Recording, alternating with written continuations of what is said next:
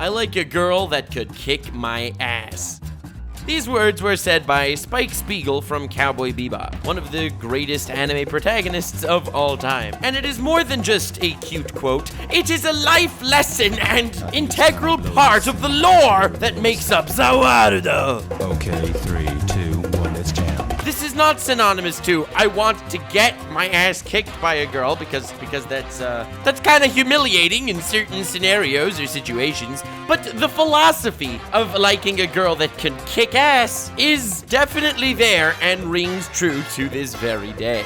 It's a passion and a badassery that is awesome to find in women. And some of my favorite written female characters are in fact these badass ass kickers. And that said and done, it's for a myriad of reasons. It's not purely because this character is strong that makes the character likable. Strength is just a nice way to amplify many other character traits and themes of the story, whatever story we may be referring to. If it's well written to the point that it almost feels like a real character, it makes badass women extremely high on the totem pole of character tropes that I goddamn love. Passionate kick-ass women in real life is awesome, depending of course on other personalities, like if said woman is a psycho, may not be the perfect example of an awesome kick-ass woman, but the well-written fictional badass women elevate the character to such a high degree, I had to go ahead and make this video. Because when it comes to badass, powerful women, there are more often than not, very unfortunately, 2 paths taken. Or 3 paths if you're including villains, but I'm not. Path A, extremely well-written character that becomes some of the fan-favorite characters of the respected series. And B, oh, let's just throw a badass woman in this story because we respect women. And we want to make sure everyone knows that. And it's because of these very diametrically opposed versions of badass women, people have very different inclinations as to what a badass woman is. Now, in the anime scene, which is why I wanted to mostly talk about this, the idea of including different characters into any given franchise because of diversity reasons isn't really present. Their whole mindset is to make the series as good as possible, to make as much money as possible, and then proceed to milk it out with making sequels to just keep the cash flow going. But being that there's never any incentive to add badass women characters just because, oh look, we respect women, look, she's a badass. In turn, it makes the badass women all the more badass. By not including characters because of diversity, the diversity present becomes so much more real and badass feeling. I'm not talking about what I personally think is right and wrong and the exact ratio between men, women, and different sexual orientations we need to plop into any given series. What I'm trying to say is, if it's in the series because there needed to be a diverse character, more often than not the character is rather garbage. If it's just another character in this intricate story and it happens to be a badass woman, well then, that badass woman falls into Spike Spiegel's version of badass woman. I like a woman that could kick my ass. In many shonen anime, being that it's targeted at boys between the ages of 12 and 18, women are useless. I don't know. I don't like the trope either, but it's definitely there for early shonen. Look at Naruto. Look at Bleach. Yeah, they were semi-useful, but compared to any of the male badasses, not even in the same league. And the same rings true for One Piece, Yu Yu Hakusho, Hunter x Hunter, JoJo's Bizarre Adventure, at least until part 6, Magi, etc., etc. But since there was no need to add these badass characters, when they actually are added, it feels so organic in the story, it pushes the character themselves to an entire new level. Since we're in the realm of shonen, 2 characters I'd like to briefly mention are Erza Scarlet from Fairy Tail and Meteoriona Vermilion from Black Clover. These 2 characters are some of the best characters in their respective series. Erza is my second favorite character in Fairy Tail, and Meteoriona is actually my favorite character in Black Clover, and both for completely different reasons. Erza's character stems from a complete emotional standpoint. The emotional core to her character is what makes her badass moments all the more badass. Fairy Tail is an anime where the Fairy Tail Guild is essentially the protagonist of the fairy tale story. We want to see this guild grow, we want to see it do well, and we want to see the fun interactions between the members. So, power of friendship, which is something that shows up, once or twice in the fairy tale story, from a thematic standpoint, it is warranted, even though from a power scaling standpoint, occasionally it's 100% garbage. So being that Fairy Tail's core is an emotional core, and the dynamic and love between between the guild members and the guild itself are what's driving the story forward. Erza stemming from an emotional place, and not only one that loves the guild and fights for her friends, but she does so more than any other character in the series. Everyone has great moments where they're caring for their loved ones. You have Gray going rage mode after he thought Juvia died. You have Natsu going rage mode at the end of every single arc because something happened to the guild. You have Makarov who sacrifices his life for it. But as far as guild members goes, no one is on the level of Erza and the amount she actually cares. Her mother is like this ridiculous immortal dragon witch woman that abandoned her at birth and is now trying to kill her. And Erza says with 100% earnesty, "Thank you for abandoning me and leaving me to live a torturous life in a slave mine. Because of that, I was able to meet Fairy Tail, my real family." And the fight goes on.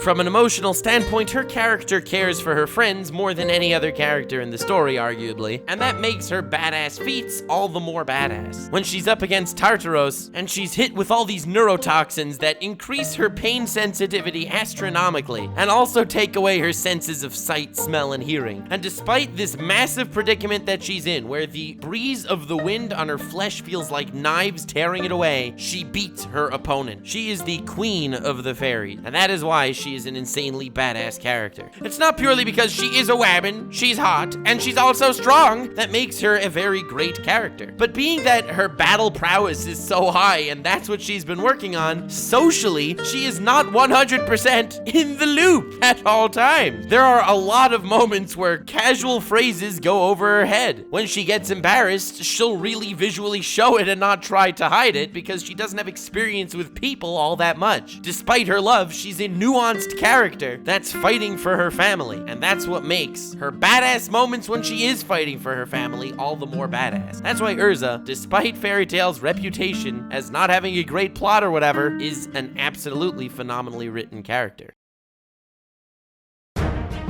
Maria Leona from Black Clover is coming from an entirely different standpoint. She is badass incarnate. That is her story, and that is her role in what's going on here. She isn't stemming from the emotional place that Erza is, but she's juggling this really interesting dynamic between, on the one hand, being a noble knight fighting for her kingdom, and on the other hand, being a savage beast that gets a thrill from entering these nuclear-level life and death battles. And it's because of this dynamic that makes her so interesting. She was wanted to be the guild master for one of the Magic Knight guilds in Black Clover, but instead she decided to ditch last minute because heck nah, that won't allow her to fight as many baddies. But when the moment arose and she needed to step up to the plate, she did so, and she did it with passion. It's not just that she's insanely strong that makes her a good character. It's the fact that she keeps pushing herself even though she's insanely strong. That is just goddamn inspirational. She's up against these elves, these other species, creatures that are so much more powerful than humans, and she just goes up against them head to head, and even when she should be passed out, she will continue fighting. When she should drop is when she only gets stronger, and that is when her more noble side gets completely devoured by her more savage side, and she becomes a quasi-monster.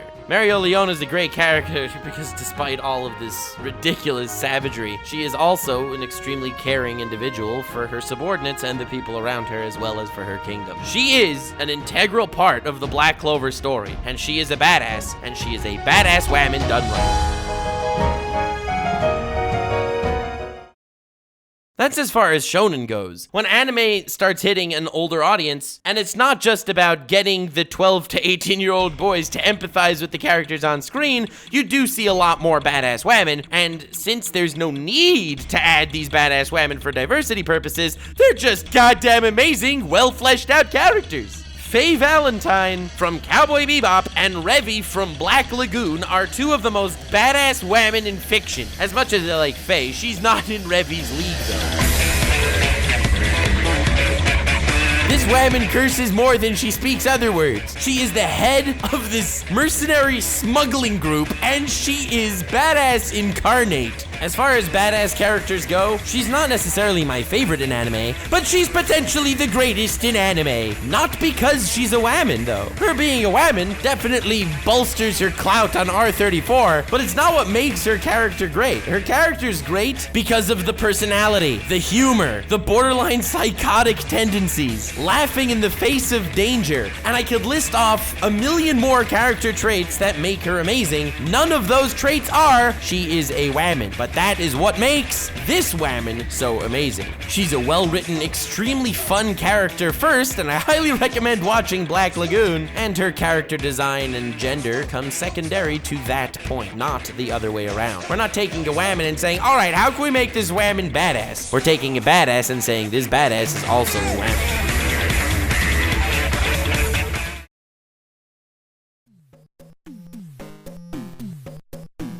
Anime is very cool in the fact that it's its own little enclosed bubble of reality, but it also definitely affects the outside world as well. There are many anime-inspired scenes and entire series that you can tell really pick up a lot of what anime leaves over. Not necessarily tropes, as much as writing style and character roles, but it's definitely there. And because of that, I would like to mention 3 series that are made in the West that are all anime-inspired, heavily anime-inspired. In fact, these are the 3 most heavily inspired by anime Western animations, and you'll notice something funny about them. The first I'd like to talk about is Avatar the Last Airbender.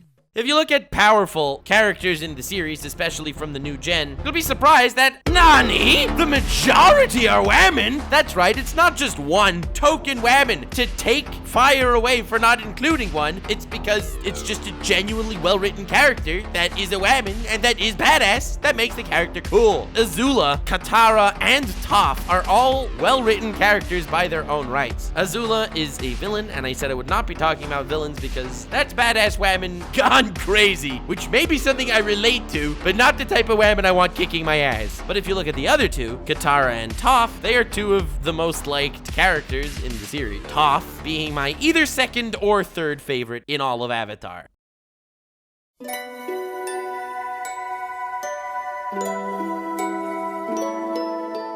Toph is a blind girl that was born to an extremely, ridiculously, overly rich family, which has its downsides, I guess. And they raised her as, oh, the poor, sickly little Toph. We must care for her because she's blind. Not saying this to make fun of blind people. It's a tragedy if someone's born blind. And yes, it's nice to have a sense of pity towards people that have any ailment, but if you treat them like a freaking invalid, they ain't gonna grow. And Toph wasn't about that. She was strong-minded enough to say, F no, I am not gonna be this freaking invalid, and I am not gonna be pitied by everyone. So unbeknownst to her parents, she practiced earthbending and became the goddamn greatest earthbender in the world. She enters these ridiculously prominent fight tournaments, and she absolutely demolishes her opponents by feeling the vibrations in the ground, and then sending a tidal wave of mud to eliminate her foes. She calls herself the Blind Bandit, because she's blind and no one knows her identity, as this, oh, poor little girl that comes from this very, very, very rich family that they didn't even tell the world about. Toph was raised by a family that did not want the outside world to know they even had a kid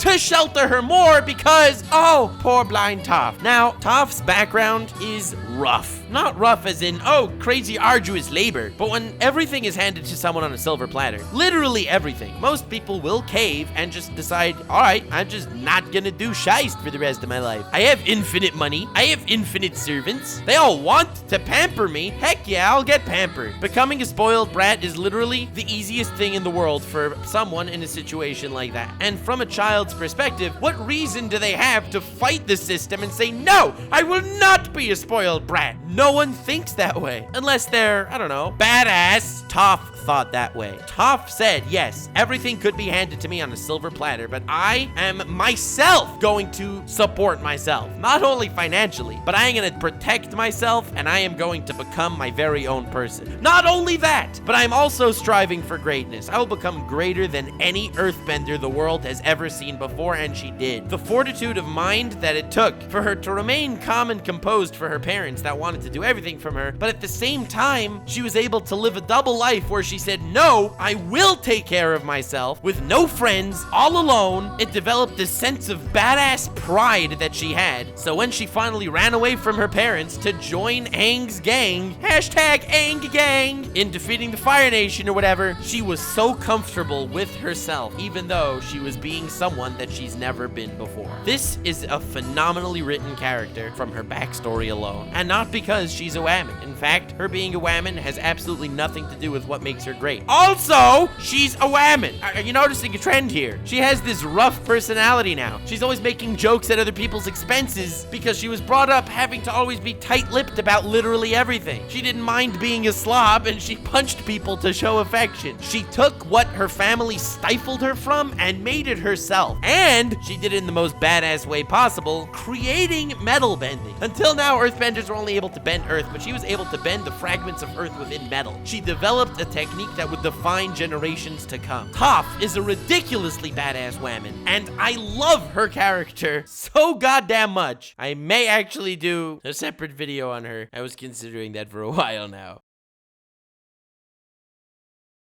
The second Western animated series that's inspired by anime that I'd like to talk about is RWBY. So, RWBY's something I only watched just recently, just like Avatar, and my favorite character is up in the air. I'm not sure if it's Crow or if it's Yang, but I'm kind of leaning towards Yang. Mind you, I only watched the first 3 seasons at the time of writing this video. RWBY introduces like a ton of characters right away and doesn't really develop any of them. That said, Yang stands as my favorite just because she can kick my ass. Yes, to be fair, most of them can. But the one who'll have a good time doing it is Yang, okay? She gets riled up, she gets into fights, she's selected by their team in the tournament to be the one to represent them because they know she could kick ass. What happens to her at the end of the 3rd season is tragic to see her hopes absolutely shattered like that, and that's one of the things that cemented her as my favorite character in the series, at least so far. But even though the universe was conspiring against her, putting her in a match where she broke an enemy's leg because she was under an illusion that the enemy attacked her, and she was disqualified, ruining not only her own hopes of winning this tournament, but also all of her friends that elected her to represent them. And then, in her next battle, she lost an arm, unable to protect her other friend that she just let down, even further pushing her down. She was really depressed, and rightfully so. It's definitely a character mood that fits the scenario, and this is right after losing a previous battle to Parasol Chick, where her mother popped out of nowhere to save her butt. But despite the things that knock her down, she keeps picking herself up. At the end of the 3rd season, not so much, but I'm sure she will again, because that is what her character represents. She doesn't have any noble goal. RWBY wanted to become a huntress to protect people, and she was like, nah fam,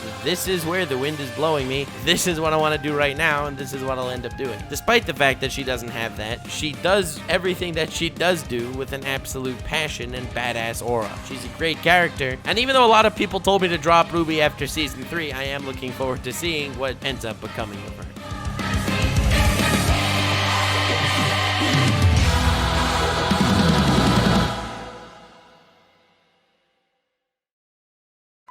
The third anime-inspired Western series that I would like to talk about is Teen Titans. Raven is hands down my favorite female character in all of fiction. I made 2 videos on what makes her an amazing character. One talking about her psychology and the other one talking about her impact on the overarching series. Raven is ridiculously badass at points, but also sensitive and weak at different points. On an emotional level, she is ravaged by her past and by her surroundings, but despite that, she pushes forward. Until this point, I was talking about really goddamn passionate women. Revy, Mereoleona, Erza, Yang, Toph, they all have a fire and a spark. And Raven, she's like this goth chick that's walking around all mopey-like for the majority of the series. It turns out, though, she is hiding her emotions because her emotions will make her powers go out of control, and she doesn't want to emulate her father because he's interdimensional metrosexual Satan. But despite that, when it is her time to shine, and when things really do seem like they're down in the dirt, she will reveal how passionate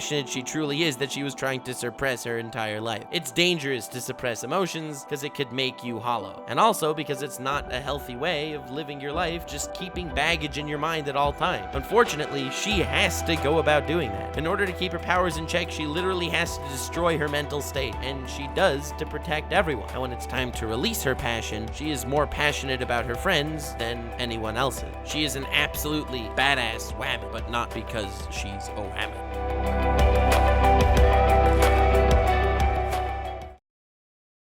Now that I've talked about anime and anime-inspired series and a lot of really badass kick-ass women that I goddamn love, I guess the time has come to talk about characters that were women first and characters second. Very briefly, never fear, that's not what this video is meant to be about. But all these characters, they're in the series because the series is better with a character like this. They're not in the series because, oh, we need to check women off our list to make things go smoother. I feel like Korra from The Legend of Korra did not hold up this mantle nearly as well as Aang did, as far as a protagonist goes. Just like The Legend of Korra show wasn't nearly as anime-inspired as Avatar the Last Airbender was. Started dealing with equality issues and so many other more Western concepts. Not to say that I didn't like that part. I think that Amon is the greatest character in The Legend of Korra. But Korra is just really powerful, hot-headed, makes terrible decisions time and time again, and the series rewards her for those terrible decisions because, hey, things worked out after all. You have this guy Tenzin, calm-minded dude that's trying to get her to do the right thing, and she ends up not listening, doing her own thing because her time of the month is the whole goddamn month. Things eventually work out after some casualties, and Tenzin's like, I'm sorry, Korra, you were in fact right. Whammon, I respect you. And then years later, oh, by the way, fun fact, you know how Korra was hitting on dudes for like the first few seasons? Yeah, she's actually gay. Very cool. I'm not getting into different character analyses on why I don't like certain characters.